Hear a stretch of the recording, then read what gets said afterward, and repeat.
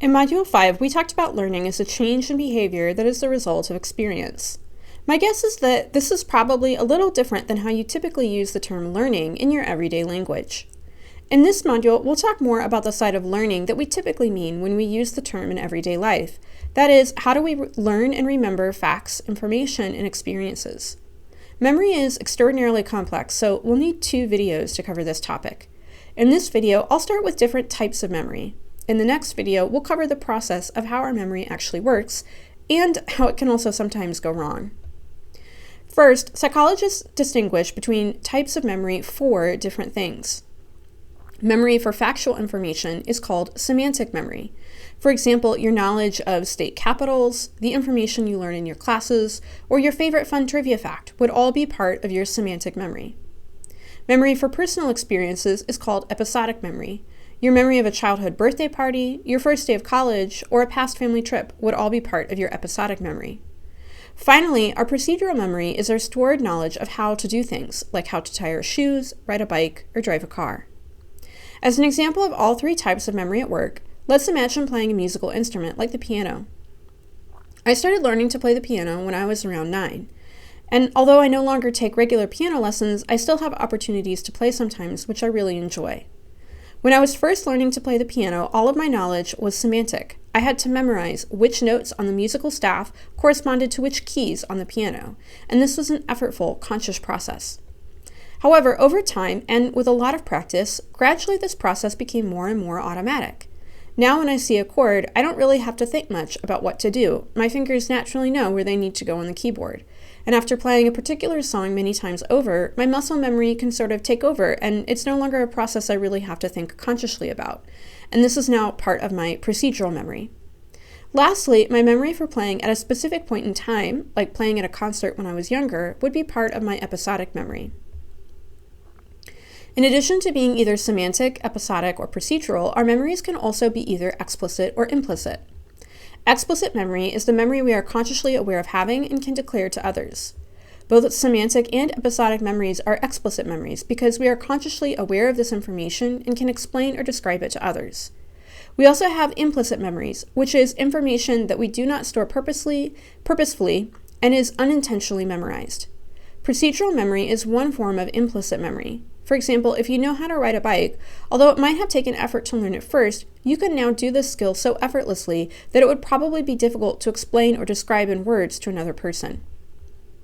One reason that researchers know that these are separate processes is that, interestingly, individuals with amnesia can lose their explicit memories while retaining their implicit ones. For example, Henry Molaison, who we've talked about a few times, lost his ability to make new explicit memories after his hippocampus was removed. However, research showed that he could still make new implicit memories, like learning how to solve a maze. Henry would have no explicit memory of ever having solved the maze before. However, after multiple attempts, his time would actually get faster, indicating that learning was still taking place, even if on an unconscious level. Similarly, the supplemental crash course video talks about another individual, Clive Waring, who also lost his ability to form new explicit memories after suffering from a virus that attacked his brain. Unfortunately, Clive also lost many of his memories prior to the virus as well. When researchers ask Clive to play the piano now, he will say that he does not know how to play. However, once he sits down, he will effortlessly play a song. Clive has no explicit knowledge of his ability to play the piano. However, the implicit procedural knowledge has remained. Finally, psychologists also distinguish between short-term memory, also sometimes called working memory, and long-term memory. Have you ever seen the movie Finding Nemo?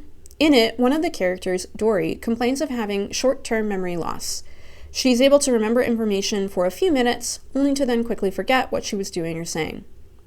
The term short-term memory loss, though, is a bit of a misnomer here. Dory doesn't actually have short-term memory loss. In fact, her short-term memory is just fine. Her problem is actually with her long-term memory. Short-term memory is the information that is currently active in our minds. We can hold something in our short-term memory for about 30 seconds or so. In order to keep something in our short-term memory for longer than that, we have to keep rehearsing or actively thinking about it. Because short-term memory refers to the information that we are currently working with or thinking about, researchers also sometimes call this working memory. Let's test your working memory now. I'm going to show you 5 numbers on the screen for 5 seconds. Try to see if you can remember them. Ready? Here we go.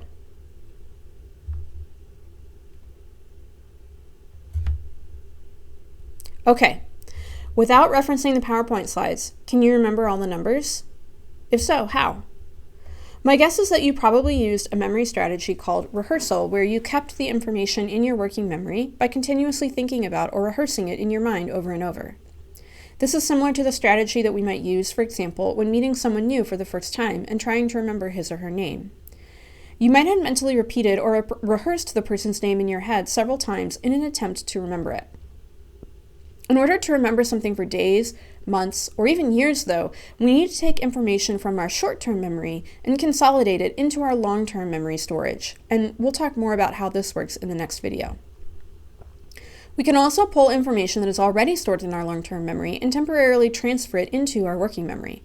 For example, when you're taking an exam, you're actively trying to pull up facts and information you may have already learned in your class in order to try and answer the questions correctly. Once you begin to recall the information and it becomes active in your mind, so to speak, it's now part of your working memory, at least for as long as you continue consciously thinking about it. You can think about working memory a bit like a table that has several things on it. Whatever is currently on the table are the pieces of information you're currently working with. Once you put something on the table, it is in your working memory, so to speak, and once you remove it, it is no longer in your working memory. It's either consolidated into long-term memory storage or forgotten about. Just like a table can only hold a limited number of items, researchers also think that our working memory capacity is similarly limited. Specifically, researchers think that most people can hold about 7 pieces of information, plus or minus 2, in working memory at one time. However, we can expand our working memory by changing what counts as a piece of information.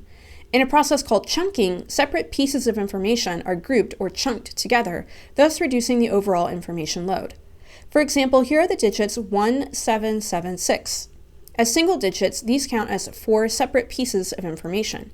However, you may also notice that these digits are the same as the year 1776 when America declared her independence. When thought of as the year 1776, this now counts as just one single piece of information. This is also one reason why credit card numbers are grouped together or chunked into 4 sets of digits, each separated by a dash. The idea is that by breaking down the very long 16-digit number and chunking it into just 4 groups of 4 numbers each, it should make it easier to remember. In this video, we began covering the topic of memory. For the exam, you should be able to define and distinguish between the different types of memory that we discussed: semantic versus episodic versus procedural memory, implicit versus explicit memory, and short-term or working memory versus long-term memory.